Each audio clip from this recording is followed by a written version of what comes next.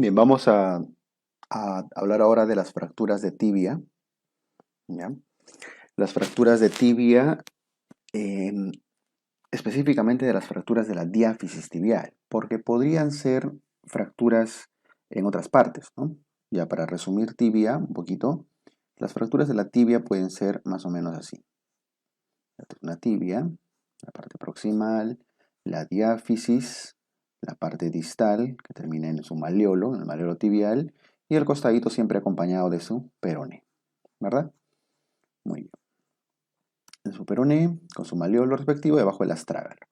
Listo. La tibia puede fracturarse en su parte proximal y en su parte proximal puede ser a nivel, por ejemplo, de los platillos tibiales, puede ser a nivel de la espina tibial, que es un triangulito, una puntita que le sale ahí arriba donde se inserta el ligamento cruzado anterior.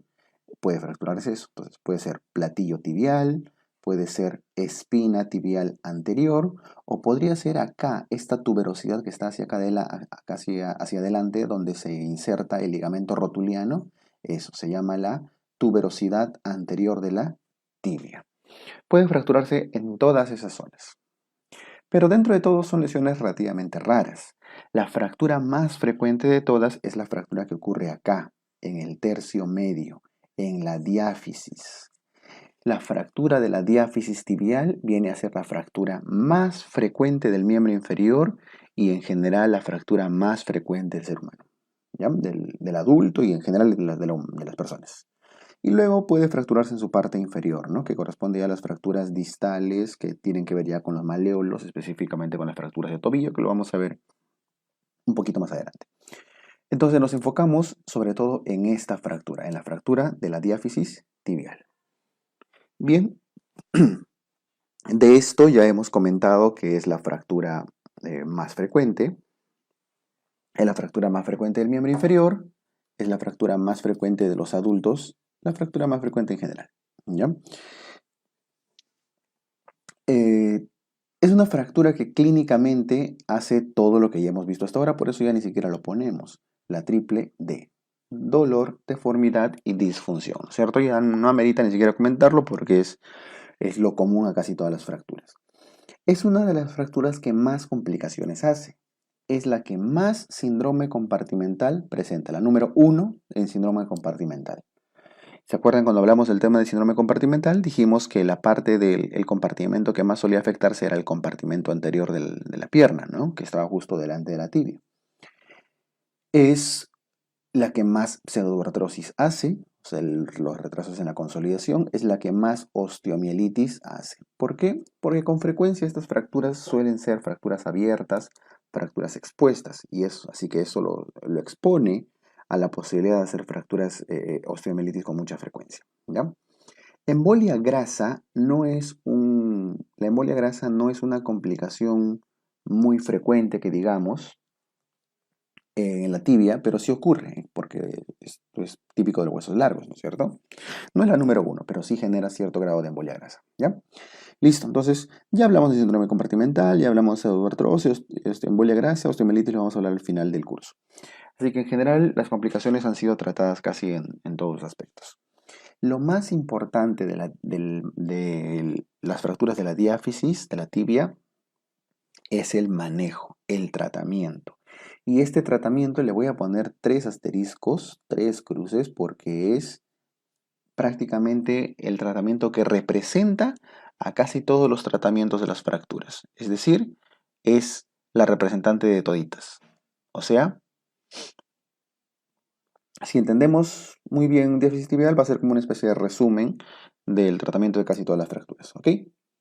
Listo. Este cuadro que está acá, lo voy a todo tal cual está escrito, lo voy a reescribir, lo voy a esquematizar. ¿Ok? Acá. A ver. El tratamiento de las fracturas de la diáfisis tibial. Miren, ¿ah? Lo que está escrito ahí en la diapo lo voy a volver a escribir, ¿ah? Solamente que lo voy a ordenar de una forma particular. Las fracturas de la diáfisis pueden ser fracturas cerradas o fracturas abiertas, ¿cierto? Abiertas. Ya. ¿Cuál es la diferencia? Que las cerradas no tienen una herida asociada y las abiertas sí, ¿verdad? Listo. Voy a borrar todo esto porque ya no va a ser de importancia. Ahora, una fractura cerrada puede ser una fractura estable o puede ser una fractura inestable. ¿Ya?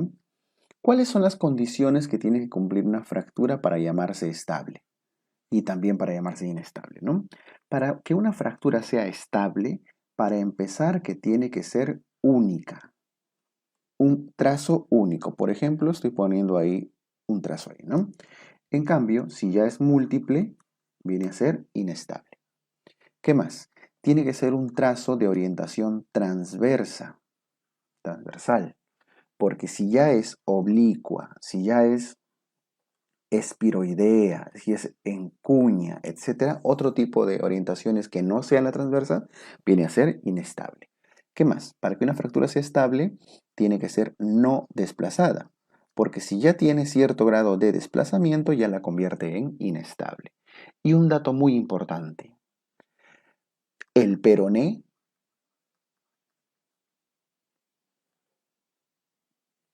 tiene que estar en muy buen estado, porque si el peroné está dañado, está fracturado, por más simple, por más transversa, única que sea la fractura en la tibia, si además hay una fractura de peroné, la fractura, la lesión se convierte en una lesión inestable y ya no se puede corregir, ¿ok? Perdón, ya la convierte en inestable. ¿Qué más? Las fracturas estables, ¿por qué es importante reconocerlas? Porque son las que requieren manejo ortopédico. ¿Y en qué consiste el manejo ortopédico? El manejo ortopédico consiste en un yeso. ¿Qué tipo de yeso se coloca en las tibias? Yeso muslo-pedio, lo que estamos viendo acá. Este es un yeso muslo-pedio, va del muslo al pie y es lo que se coloca cuando hay una fractura en alguna parte de la diáfisis tibial. ¿Ok? ¿Listo? Entonces, manejo ortopédico, yeso muslo-pedio. Y las fracturas inestables, por definición, la gran mayoría son de manejo quirúrgico. Y el fierro que más suele colocarse en las fracturas de diáfisis suele ser el clavo endomedular, que es un tipo de osteosíntesis, ¿no? O sea, estos de acá. Clavito, unos fierros a lo largo de todo el eje de la tibia, un clavo endomedular. Es la cirugía de elección en las fracturas de diáfisis tibial. ¿Ya? ¿Listo? Ahora, las fracturas abiertas, ya también, se clasifican en 3 grados, ¿se acuerdan? De Gustilo, grado 1, grado 2 y grado 3. El grado 1 ya saben que es el que tenía menos de 1 centímetro de tamaño de lesión y la grado 2 en adelante, las que tenían más de 1 centímetro. El grado 1 tiene la herida tan pequeña que prácticamente se le considera igual a una fractura cerrada. Así que el manejo de las grado 1 va a ser igual al de las fracturas cerradas. ¿Ya? Va a depender va a ser manejo ortopédico yeso o quirúrgico clavo endomedular dependiendo de la situación. En cambio, las fracturas grado 2 y 3, las fracturas abiertas, sí requieren una cirugía particular que se llama fijación externa. Externa, o sea, osteotaxis, ¿no es cierto? Los fierros se colocan por fuera.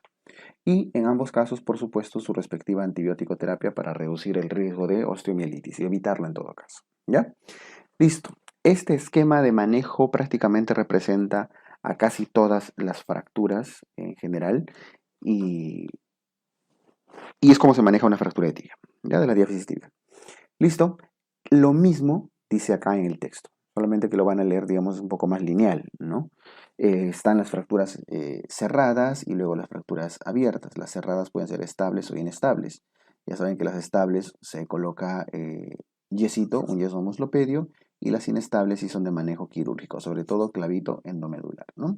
Y las fracturas abiertas, el grado 1, manejo similar a las fracturas cerradas, y el grado 2 y 3, su respectiva osteotaxis con su colgajo o injerto de ser necesario y su antibiótico terapia. Listo, lo mismo, exactamente lo mismo que hemos escrito acá, solamente que eso está más esquematizado. Muy bien. Eso con las fracturas de la diáfisis tibial, que vienen a ser las fracturas más frecuentes de la pierna, del miembro inferior y del adulto en general. Ahora, ya hablando de la parte inferior, las fracturas del tobillo, suelen suelen tener las siguientes características. A ver, vamos a hablar dos cositas de fractura de tobillo. El tobillo, la articulación normal del tobillo es esta de acá, ¿no? La tibia, voy a ponerle sus nombrecitos. Esta es la tibia, esta es el peroné, por lo tanto es la parte interna y esta es la parte externa, ¿no es cierto? Este es el astrágalo y los diferentes ligamentos que ven que están dando soporte a esta articulación del tobillo. Ahora, en las lesiones del tobillo, la lesión más frecuente de todas corresponde a esta de acá. La lesión del maleolo externo del peroné. ¿Ya? Es la lesión más frecuente de todas. Ahora, hay otro tipo de lesiones que son menos frecuentes, pero son más severas. Por ejemplo, acá tenemos. Estas dos de acá están mostrando lesiones severas, lesiones más complejas, en las cuales, por ejemplo, se está fracturando el peroné más arribita, pero además se está lesionando este ligamento, el ligamento peroneo tibial. El ligamento peroneo tibial en ambos casos podría lesionarse parcialmente o podría lesionarse totalmente. ¿Cuál es el concepto entonces acá? Que a una fractura de tobillo le da severidad la lesión de los ligamentos tibio-peroneos. Y además, también le da severidad la fractura del maleolo de la tibia. Si bien hemos dicho que la fractura del maleolo del peroné es el más frecuente, el que le da severidad es la fractura del maleolo tibial. Aquí lo voy a escribir. Más severo, fractura del maleolo tibial o en todo caso del ligamento peroneo tibial. ¿Está bien? Le da mayor severidad. Si es que lo que se ha lesionado es el maleolo del peroné, muchas veces, o la gran mayoría de veces, suele ser de manejo ortopédico, que se escribe acá. En cambio, en las lesiones severas, grado 2, grado 3, casi siempre suele ser de manejo quirúrgico. Entonces, la pregunta, acá hay dos posibles preguntas. Uno, ¿cuál es la fractura más frecuente del tobillo? La del maleolo externo del peroné. Y la otra pregunta puede ser, ¿qué condiciones o qué situaciones indican o suelen indicar tratamiento quirúrgico en una fractura de tobillo? Justamente lo que está escrito ahí, ¿no? La lesión del maleolo tibial o en todo caso de los ligamentos peroneo tibiales. ¿Ok? Listo. ¿Qué más? ¿Qué más tenemos que comentar acá? En las lesiones de la pierna. Las fracturas del peroné. El peroné, específicamente acá lo que vamos a ver es la fractura de la cabeza del peroné, esa de ahí, ¿ya? La fractura de la cabeza del peroné. El dato que tienen que recordar acá es que al fracturarse la cabeza del peroné, con frecuencia se lesiona el nervio, ahí está en el rojito, ¿no? Lo voy a jalar, el nervio peroneo común, o podrían llamar también como una extensión del nervio ciático popliteo externo. Nervio peroneo común o nervio ciático popliteo externo. ¿Ok? Listo. ¿Qué más? ¿Qué más tenemos que ver acá? A ver, esta parte con eso terminaríamos ese pedacito del tema, la fractura de la cabeza del peroné. Em, Lesión del nervio peroneo común o del ciático popliteo externo. Pero ya que al costado está la inervación del pie, esos dos temas van de la mano. ¿Por qué? Porque acabamos de mencionar al ciático popliteo externo y al peroneo común. ¿Qué significa eso? Tenemos que recordar entonces la inervación del miembro inferior. Así como en la mano le hemos comentado un poco, también tenemos que hablar acá. Entonces voy a hacer un pequeño cuadrito ya de cómo es que se forman acá las estructuras. Por ejemplo, esta es la pierna, luego el muslo, luego viene la pierna, el muslo, la rodilla, la pierna, ¿no? Ya está. Este es el fémur, ya. Entonces es un esquema de la tibia, y ahí estamos viéndolo por detrás. Vamos a ver esta imagen por la parte posterior. Este es el peroné. Si ese es el peroné, estamos viendo por detrás, ojo, es de la parte externa y es de la parte interna, ¿no es cierto? Listo. Ahora, ¿qué tenemos que recordar acá? Incluso le he dibujado esto para poder notar mejor los contrastes de las figuras, de los gráficos. Vamos a dibujar el agujero popliteo. Estamos viendo la rodilla por detrás. Entonces, el agujero popliteo o fosa poplitea tiene una forma de un rombo. y está formado por estas estructuras musculares. Hacia arriba tenemos al bíceps femoral, al músculo bíceps femoral, ¿ya? El borde del músculo bíceps femoral. Luego, hacia este lado, tenemos al músculo semitendinoso, semitendinoso y semimembranoso. Y hacia abajo tenemos a las fibras musculares de los músculos gastrocnemios. Gastrocnemio, gastrocnemio, ¿ya? Las fibras musculares de los gastrocnemios. Muy bien.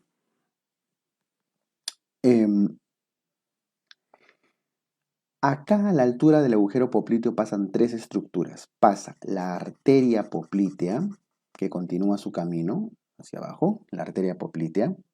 Luego, al costadito, la vena poplitea, arteria poplitea, vena poplitea que sigue su camino, genera sus bifurcaciones y demás. Y lo más importante, el nervio ciático, el ciático. Entonces, acá me faltó ponerle los nombrecitos, ¿no? La vena poplitea, la arteria poplitea, acá arteria poplitea, vena poplitea y el nervio ciático. Por eso se llama el van ciático popliteo, ¿no? Entonces, popliteo, popliteo, ciático. El nervio ciático es el que nos interesa acá. El nervio ciático, una vez que llega al agujero popliteo, como estamos viendo, se divide en dos nervios. En un nervio ciático popliteo interno y en un ciático popliteo externo. Ese ciático popliteo interno continúa su camino por detrás, estamos hablando por detrás, dando origen al nervio tibial, que algunos lo llaman tibial posterior porque está recorriendo por detrás, pero en general debe llamarse simplemente tibial, ¿ya? Tibial, y va por toda la parte posterior de la pierna. Y el ciático popliteo externo se convierte a la hora de llega a la cabeza el peroné y le da la vuelta y se va hacia la parte anterior, por eso lo estoy dibujando punteadito, se va por delante, se llama nervio peroneo común. El ciático popliteo externo, al dar la vuelta a la cabecita del peroné, se llama peroneo común. Continúa su camino y por delante da origen a dos nervios, al peroneo profundo y al peroneo superficial. Peroneo profundo y peroneo superficial que van por delante. Este peroneo profundo es el que corresponde o hace equivalencia con el nervio tibial anterior, que sería la contraparte del tibial posterior que está yendo atrás, ¿no? Listo. Esta es la ramificación, la división del nervio ciático. Finalmente, una vez que ya están en la pierna, por delante va el tibial anterior y por detrás va el tibial posterior, ¿no? O simplemente el tibial. ¿Cómo es que se dividen? Salgo ya de esta lámina, ya no voy a regresar. Salgo. Ahí está. Eso es lo que hemos visto acá. Por la cabeza del peroné, entonces pasa el nervio peroneo común y da origen a dos nervios, al peroneo profundo y al peroneo superficial. Listo, este peroneo profundo es el que se convierte en tibial anterior, ¿no? El tibial anterior finalmente, ahí está, lo estoy dejando en rojo, pero es el nervio, ¿eh? El tibial anterior termina inervando el dorso del pie. El tibial anterior inerva el dorso del pie. Así que hace el movimiento de dorsiflexión del pie, ¿no es cierto? El tibial anterior o peroneo profundo. Y el tibial posterior va por detrás de la pierna, pasa por el túnel del tarso, así como había un túnel del carpo en la mano, también hay un túnel del tarso acá, detrás del retináculo de los flexores, ahí está el nervio tibial posterior, e inerva la planta del pie. ¿Ya? Le inerva la planta del pie. El tibial posterior, por lo tanto, se encarga de la planta del pie. ¿Y qué movimiento hace que le haga el pie? Ya también una flexión plantar, ¿cierto? Listo, entonces el dorso del pie por el tibial anterior y la planta del pie por el tibial posterior o simplemente tibial. Esa es la inervación del pie y complementado a lo que hemos estado viendo con la ramificación del nervio ciático, ¿no? Listo. ¿Qué más? Esta parte de lesiones de Lisfranc y lesiones de Chopard lo vamos a ver con la lámina siguiente porque ya tenemos que hablar específicamente del pie. ¿Ya? Vamos a regresar a estos dos grafiquitos de Lisfranc y Chopard en un rato con el siguiente tema. Muy bien, con eso terminamos este video de la parte de tibia, peroné y lesiones del tobillo. ¿Ok? Listo, gracias.